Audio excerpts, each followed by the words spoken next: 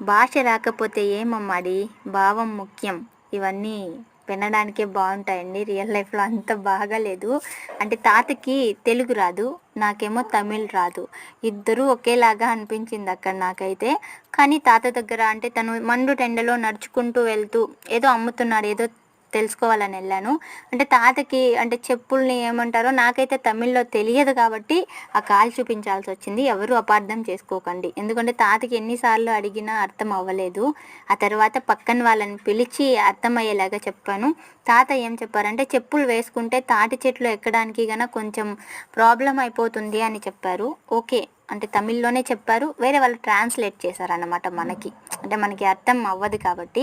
So, తాత దగ్గరైతే కొన్ని తాటి ముంజలు తీసుకున్నాను. అంటే పూర్తిగా కొనకుండా ఉంటే కూడా వాళ్ళు ఫీల్ అవుతారు. అందుకనే కొన్ని తీసుకున్నాను.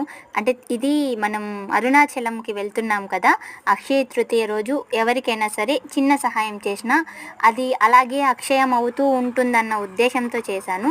మీరందరూ మన ఛానల్‌ని సబ్స్క్రైబ్ చేసుకొని సపోర్ట్ చేస్తే ఇలాంటి ఎంతోమంది అవ్వాతాతలకి సపోర్ట్ చేస్తూ వెళ్దాం. అలాగే కొంతమంది కోసం ఆశ్రమం కూడా నిర్మించాలి అని అనుకుంటున్నాం కదా! ఆ కల కూడా నెరవేరుతుంది. మీరందరూ సపోర్ట్ చేయడం వల్ల మాత్రమే అది ఇదవుతుంది. లాస్ట్‌లో తాత చెప్పడానికొచ్చారు. చెట్లు అంటే నాకు కూడా సైగలు చేస్తున్నారనమాట. మీరు చూస్తున్నారు కదా!